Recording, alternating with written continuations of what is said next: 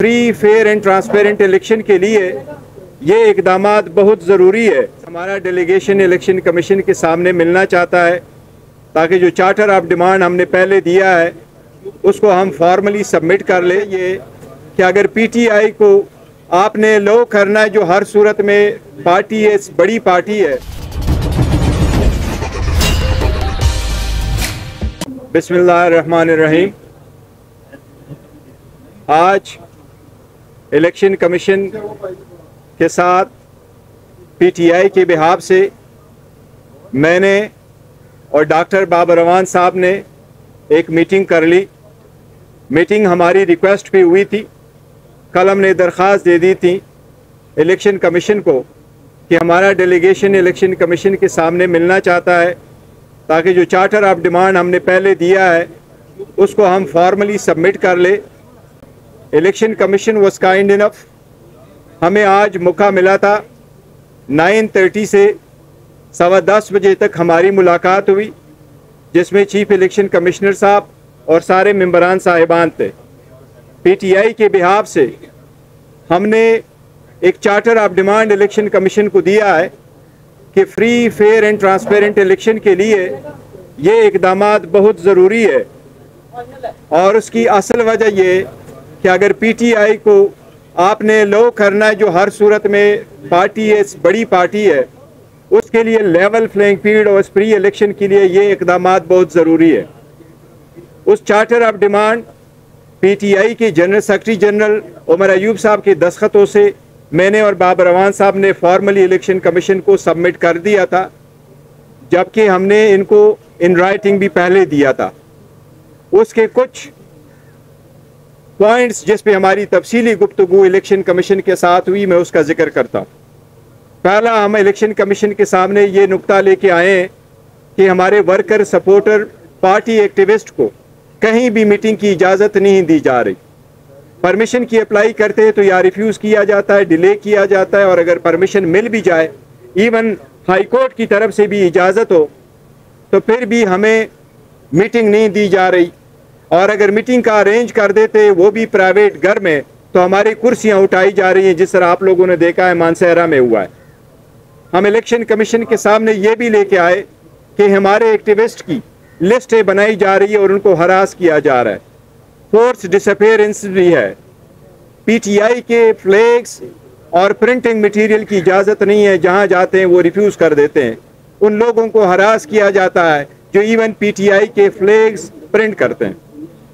हमने उनको ये भी नोटिस लेके आया कि आप इलेक्शन की डेट अनाउंस कर चुके हैं, लिहाजा आपके पास इख्तियारात है इलेक्शन डेट अनाउंस होने के बाद, और आपको पास इख्तियारात है पॉलिटिकल पार्टीज़ के मैनेजमेंट के हिसाब से। लिहाजा इलेक्शन कमीशन से हमने मुतालिबा किया है कि आप एक नोटिफिकेशन इशू कर ले, सारे मुल्क के पुलिस और बाकी इदारों को डायरेक्ट करे कि हमारे लॉफुल एक्टिविटीज़ में अगर हम परमिशन ले तो उसको रिस्ट्रेन न करे, और हमें कानून और आईन के मुताबिक फ्री फेयर इलेक्शन में फेयर पार्टिसिपेशन की इजाज़त दी जाए। इलेक्शन कमीशन को हमने ये भी नोटिस में लेके आया है कि illegally care taker government 29 billion rupees release कर रही है। ये केयर टेकर गवर्नमेंट का मैंडेट नहीं है, और जब खासकर इलेक्शन डेट भी अनाउंस हुआ हो, किसी भी डेवलपमेंट के लिए इतना फंड इशू करना free rigging of the election में आएगा, लिहाजा इसको रिस्ट्रेन किया जाए। पहले भी फेडरल गवर्नमेंट ने 51 बिलियन रुपीज़ इशू किए थे, वो भी हम इलेक्शन कमीशन के नोटिस में लेके आए हैं। इसके साथ साथ हम इलेक्शन कमीशन के सामने ये भी नोटिस में लेके आए कि जो इलेक्ट्रिसिटी की डिस्कोस कंपनीज है, उसके बोर्ड ऑफ डायरेक्टर के जो चेयरमैन है, वो इस वक्त PMLN के कैंडिडेट है इलेक्शन लड़ने के लिए, और वो हर जगह पोल दे रहे हैं, बिजली के पोल दे रहे हैं, तारे दे रहे हैं, एनर्जाइज करा रहे हैं। हम इलेक्शन के नोटिस में ये भी लाना चाह रहे हैं कि आप लोगों ने वीडियो भी देखा है जो पॉलिटिकल लीडर के साथ PML के सेक्रेटरी एनर्जी लंगड़ियाल साहब मुलाकात कर रहे हैं, और वो डेली बेसिस पे जहाँ भी हो सकता है तो सारे इलेक्ट्रिक चीज़ें वो पोल्स इशू करवा रहे हैं। ये भी हम इलेक्शन कमीशन के नोटिस में लेके आए कि ये फ्री रीडिंग में, लिहाजा आप इसके खिलाफ इकदाम करें। सबसे बड़ी बात जो हम इलेक्शन कमीशन के सामने लेके आए हैं वो ये कि हमारा सिंबल का जो केस था वो 30 तारीख को ओरली अनाउंस हुआ था, फिर वो डिटेल ऑर्डर के लिए पेंडिंग था। उसके बाद हमने 18 अक्टूबर को भी एक रिक्वेस्ट कर ली, उसके बाद 30 अक्टूबर को भी रिक्वेस्ट कर दी। वो ऑर्डर इमीडिएटली रिलीज़ होना चाहिए ताकि ये शकूक व शुबहात भी ख़त्म हो जाए और हम भी आगे बढ़े कि बैट हमारा निशान है और ये बैलेट पेपर पे इंशाल्लाह रहेगा। निशान के सिलसिले में हम बहुत मशकूर है इलेक्शन कमीशन के कि आज उन्होंने हमें यकीन दहानी कराई है कि डिटेल ऑर्डर आएगा, लेकिन बैट आपका निशान है। चीफ इलेक्शन कमिश्नर ने फरमाया कि इलेक्शन का डेट देने से पहले यहाँ बड़े सारे मीडिया के लोग थे, तो उन्होंने खुद इसका इजहार किया था मीडिया के सामने। हमें उम्मीद है बैट का मसला उनके कहने के मुताबिक इंशाल्लाह 2 दिन में रिजॉल्व हो जाएगा। और ये गुजारिशात हम इलेक्शन कमीशन के सामने लेके आए। इलेक्शन कमीशन ने हमें बावर कराया कि इसके मद में इंशाल्लाह अप्रोप्रिएट ऑर्डर इशू होगा और प्रॉपर डायरेक्शन इंशाल्लाह ताला दी जाएगी 1 या 2 दिनों में इंशाल्लाह ताला। चेयरमैन पीटीआई के माइनस करने के बारे में बात हुई? देखो, चेयरमैन माइनस करने का किसी की मजाल नहीं है, कोई चेयरमैन माइनस नहीं होगा। इमरान खान साहब पीटीआई के चेयरमैन थे, पीटीआई के चेयरमैन हैं, इंशाल्लाह पीटीआई के चेयरमैन रहेंगे।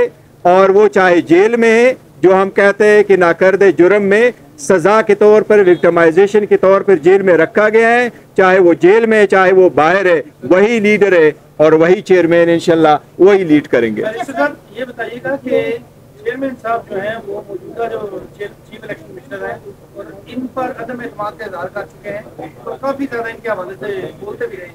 अभी भी आपको उम्मीद है कि ये इलेक्शन कमीशन आपको लेवल प्लेइंग देगा? इलेक्शन देखिए, इलेक्शन कमीशन की जिम्मेदारी है आईनी, हमने आज उनको आईनी जिम्मेदारी याद करवाई है और जो यकीन दहानी हमारी कराई गई है, हम आगे देखते हैं कि क्या होगा। हमें ये यकीन दहानी ज़रूर कराई गई है कि इंशाल्लाह इलेक्शन कमीशन हर वो इकदाम करेगा, हर वो स्टेप उठाएगा जो फ्री एंड फेयर इलेक्शन के लिए ज़रूरी होगा। समझ रहे हैं इलेक्शन कमीशन आपको इंतखाबी मुहिम जो है आपके सारे उम्मीदवारों को चलवाने में कामयाब हो सकेगा? इनकी आर्डर्स पर अमल दरामद होगा? आपको आज जो मीटिंग हुई है उसका माहौल कैसा लगा? मीटिंग माहौल बहुत अच्छे माहौल में हुआ है, सारे मेंबरान साहिबान ने शिरकत की जो हम मशकूर है। चीफ इलेक्शन कमिश्नर साहब ने उनको हेड किया है, पीटीआई की तरफ से मैं और बाबर रवान साहब मौजूद थे और उनके साथ सरहासिल गुफ्तगू सारे इशूज़ पे हुई है। जो हमने इस किस्म के डेलीगेशन और ये चार्टर ऑफ डिमांड का जिक्र हमने सारे पॉलिटिकल पार्टीज़ के सामने 11 अक्टूबर को किया था, जब हम कोड ऑफ कंडक्ट वज़ा करने के लिए आए थे।